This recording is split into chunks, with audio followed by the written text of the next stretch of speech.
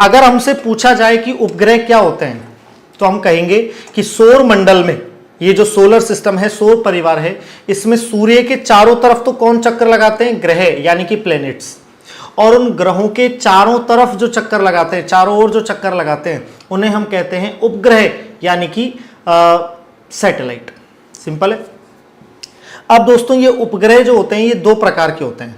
एक होते हैं प्राकृतिक उपग्रह, एक तो कौन से होते हैं? नेचुरल यानी कि प्राकृतिक, और दूसरे होते हैं मानव निर्मित या कृत्रिम।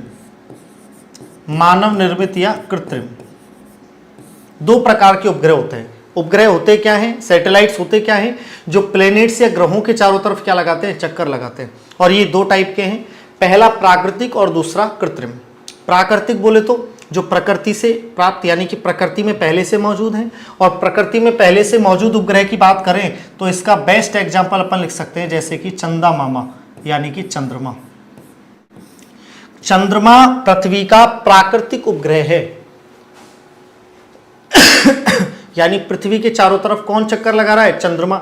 और केवल एक उपग्रह प्राकृतिक रूप से पृथ्वी का ना, और बाकी तो बहुत सारे जैसे मंगल में फोबोस डीमोस हैं अलग अलग, लेकिन पृथ्वी का प्राकृतिक उपग्रह कौन सा है? चंद्रमा। सिंपल है बात। तो यहां पर प्राकृतिक उपग्रह चंद्रमा है। लेकिन अगर बात करें कृत्रिम उपग्रहों की, तो ये कृत्रिम उपग्रह मनुष्य द्वारा बनाए जाते हैं, मानव निर्मित होते हैं। और ये मानव निर्मित उपग्रह जो होते हैं, ये सैटेलाइट्स जो होते हैं, इनको इंसान के द्वारा है ना बनाया जाता है। तो अलग अलग एजेंसीज हैं, अलग अलग, जैसे अमेरिका में नासा काम कर रही है, अपने इंडिया में इसरो काम कर रही है अंतरिक्ष से संबंधित, उपग्रह बनाने से संबंधित इस तरह की चीज़ों से।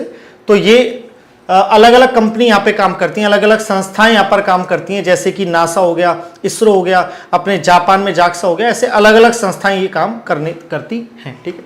तो सैटेलाइट दो टाइप के हैं, एक प्राकृतिक और दूसरा कृत्रिम। अब हमसे प्राकृतिक उपग्रह के बारे में तो पूछ नहीं रहा, क्योंकि वो तो सिस्टम चला जाता है ज्योग्राफी में, सौर मंडल वाला ना, प्राकृतिक उपग्रह किसका कौन सा उपग्रह। अब हमसे तो यहाँ पे कृत्रिम के बारे में बात की जाएगी। टेक्नोलॉजी पढ़ रहे तो साइंस की अंदर वैज्ञानिकों ने क्या किया उसके बारे में यहां से प्रश्न किए जाएंगे। तो यहाँ कृत्रिम उपग्रहों की जब बात करते हैं तो ध्यान से सुनना।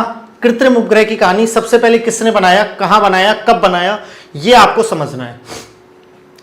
4 अक्टूबर 1957, डेट याद रखना, 4 अक्टूबर 1957 1957 को रूस ने, कौन से देश की बात की जा रही है? रूस।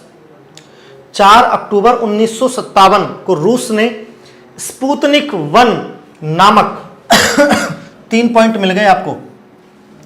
तारीख 4 अक्टूबर 1957, देश रूस, और कौन सा? स्पुतनिक 1 नामक कृत्रिम उपग्रह। ये अभी बताया, कृत्रिम यानी कि मानव निर्मित, जो मनुष्य के द्वारा बनाए गए हैं। ठीक है। कृत्रिम उपग्रह को पृथ्वी की कक्षा में सफलतापूर्वक स्थापित किया, सफल हो गया था ये। तो पहला जो कृत्रिम उपग्रह भेजा गया था वो 4 अक्टूबर 1957 को रूस के द्वारा, और उसका नाम क्या है? उसका नाम है स्पुतनिक 1, और ये सफलतापूर्वक प्रक्षेपित इन्होंने कर दिया। चलिए, अंतरिक्ष विज्ञान के समूचे इतिहास में यह एक महत्वपूर्ण घटना थी, यानी पूरे अंतरिक्ष विज्ञान के इतिहास में यह एक महत्वपूर्ण घटना थी। यह 96 मिनट में धरती की एक परिक्रमा कर लेता था। केवल और केवल 96 मिनट्स में, 96 मिनट में ये पूरी धरती की कितना एक बार चारों तरफ परिक्रमा कर लेता था। ठीक है। नाम याद रखना, स्पुतनिक 1।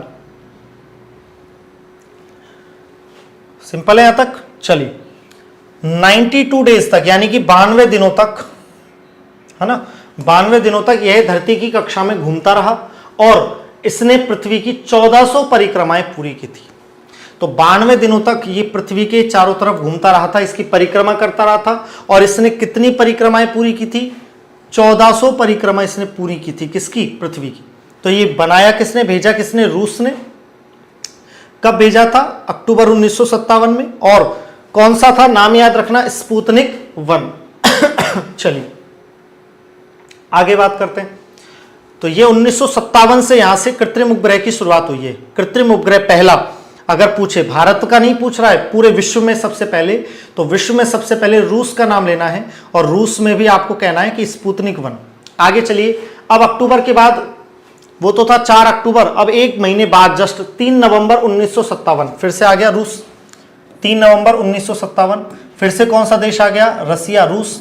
और अपना दूसरा कृत्रिम उपग्रह, अपना दूसरा कृत्रिम, है ना, अब आपको बार बार बताऊंगा नहीं, आप कृत्रिम ही समझना, जिसका नाम था स्पुतनिक 2, यहीं पर लिख देता हूं, जिसका नाम था स्पुतनिक 2। तो यहां फिर से देख लो, अब तो आसानी से याद हो जाएगा। उस पहले वाले के एक महीने बाद रूस ने ही अपना दूसरा कृत्रिम उपग्रह स्पुतनिक 2 के नाम से, है ना, अंतरिक्ष में भेजा। ठीक है, स्पुतनिक 2 के नाम से कहां भेजा? अंतरिक्ष में भेजा। ठीक है, चलिए, स्पुतनिक 2 के नाम से अंतरिक्ष में भेजा। इस उपग्रह में एक कुतिया भी भेजी गई और उस कुतिया का नाम था लाइका। ये प्रश्न बड़ा इंपॉर्टेंट है, याद रखना, ये प्रश्न बड़ा इंपॉर्टेंट है, याद रखना कि उस उपग्रह के अंदर, इस स्पुतनिक 2 के अंदर जो रूस के द्वारा भेजा गया था, और ये एक महीने बाद, वो पुराना वाला जो था 4 अक्टूबर 1957, उसके एक महीने बाद 3 नवंबर 1957 को इन्होंने भेजा अपना दूसरा कृत्रिम उपग्रह, जिसका नाम क्या था? स्पुतनिक 2। और इसमें एक कुतिया को भी भेजा गया था, एक कुत्ते की पत्नी को भेजा गया था, और उस कुत्ते की पत्नी का नाम क्या था? लाइका। तो लाइका नामक की कुतिया, अगर ऑप्शन में कुत्ता भी हो तो भी घबराना मत, कुत्ता कुतिया बात एक ही, लेकिन भेजा किसको था? एक कुतिया को भेजा था। ठीक है, एक डॉग की पत्नी को भेजा था ना, भी भेजी गई थी। इन कुछ एक प्रारंभिक प्रयासों के बाद मानव सहित यान भेजने की चेष्टाएं की गई। और ये भेजी क्यों गई कुतिया? इसलिए भेजी गई कि भाई वहां अंतरिक्ष में मानव अगर जाए तो उसके साथ क्या होगा और क्या नहीं होगा, इसलिए भेजी थी बस, है ना, ये पता करने के लिए। तो ये प्रारंभिक प्रयासों के बाद फिर मनुष्य के सहित यान भेजने की चेष्टाएं की गई। रूसी यान वोस्तोक धरती की परिक्रमा के लिए 12 अप्रैल 1961 को प्रक्षेपित किया गया।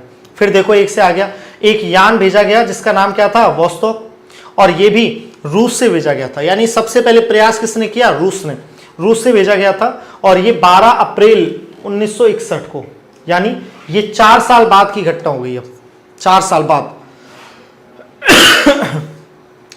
12 अप्रैल 1961 को भेजा गया था, प्रक्षेपित किया गया था। इसमें मेजर यूरी गागरिन भी सवार थे। जो अपन कहते हैं ना, पहली बार अंतरिक्ष में जाने वाला यात्री यूरी गागरिन, तो उससे पहले एक कुतिया जाकर आई थी जिसका नाम था लाइका। यूरी गागरिन से पहले एक कुतिया जाकर आई थी, एक डॉगेश भाई की पत्नी जाके आई थी, और उसका नाम था लाइका, है ना। फिर उसके बाद किसको भेजा गया था? यूरी गागरिन को, और ये रूस ने भेजा था जिसका नाम था वोस्तोक, और 12 अप्रैल 1961 को, यानी उसके 4 साल बाद भेजा था। ठीक है, इसमें मेजर यूरी गागरिन भी सवार थे। पृथ्वी की एक परिक्रमा करके वह सकुशल धरती पर वापस लौट आए। एक चीज बता देता हूं छोटी सी, कल आपका जब भी पेपर होगा वीडियो का, तो उसमें याद रखना, आपकी हिंदी भाषा यानी हिंदी का भी उसमें प्रश्न आएंगे, हिंदी के भी, उसमें शब्द शुद्धि और वाक्य शुद्धि के भी प्रश्न मुझे लगता है आएंगे। वहां अगर ये प्रश्न आए कि भाई वाक्य शुद्ध करें, तो वहां पर आपको याद रखना, एक तो वापस जो शब्द है, ये वापस नहीं वापस ही होता है ना, तो ये शब्द ऐसे याद रखना, ये वापस नहीं होता, ये वापस शुद्ध होता है, तो ये शब्द पूछा जा सकता है। और दूसरा, ये लाइन गलत है यहाँ पर वाक्य शुद्धि के हिसाब से, ये वापस लौटना नहीं होता, या तो वापस को काटो या लौटने को काटो, क्योंकि वापस आने का मतलब लौटना ही होता है। ठीक है, तो वापस काट देता हूं, धरती पर लौट आए, लौटने का मतलब वापस ही आए होंगे। ठीक है, तो परिक्रमा करके वह सकुशल धरती पर लौट आए थे। यूरी गागरिन की बात की जा रही है, वोस्तोक रूसी यान का नाम है, और अप्रैल 1961 में भेजा गया। ठीक है, रूस के द्वारा। उनसे पहले कुतिया जा चुकी है जिसका नाम क्या है? लाइका। क्या नाम है उस कुतिया का? लाइका। इस प्रकार गागरिन को संसार के प्रथम अंतरिक्ष यात्री होने का श्रेय मिला। पहला अंतरिक्ष यात्री किसको श्रेय मिला? यूरी गागरिन को, है ना। गागरिन इस यात्रा में कुल 1 घंटे 48 मिनट तक अंतरिक्ष में रहे। अगर पूछा जाए कि भाई कितने घंटे, तो 1 घंटे 48 मिनट वो कहां रहे थे? स्पेस में रहे थे, अंतरिक्ष में रहे थे। ठीक है, गागरिन। अब बात करते हैं प्रथम चंद्र अवतरण की, ना, जो ये नासा जो कहता है ना, तो पहले चंद्रमा पर कौन गया सबसे पहले? ये तो अपन ने अंतरिक्ष में जाने की बात कर ली, कौन से यान को भेजा गया, कुतिया कौन सी भेजी गई, कब भेजी गई, और किस कृत्रिम उपग्रह में भेजी गई? स्पुतनिक 2 में। सिंपल है। अब बात करते हैं प्रथम चंद्र अवतरण, यानी चंद्रमा पर क्या हुआ था प्रोग्राम, उसके बारे में बात करते हैं। तो चंद्रमा पर भी इंसान को उतारना था, भेजना था। ठीक है, तो यहां देखना,